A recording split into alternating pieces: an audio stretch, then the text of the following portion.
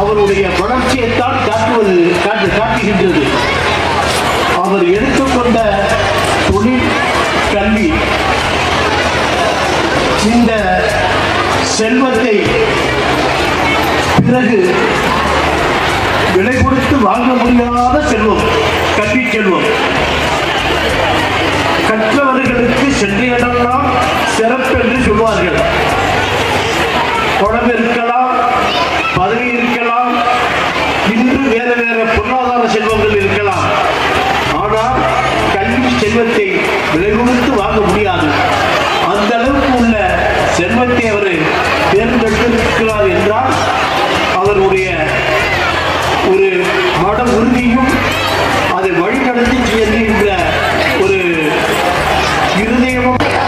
நான் அதிராம்பட்டினம் காமு கல்லூரியில் படித்துக் கொண்டிருக்கும் போது எனக்கு என்சிசி ஆசிரியராகவும் அனைத்து செயல்பாடுகளும். Subscribe to Creativity channel. Do like, share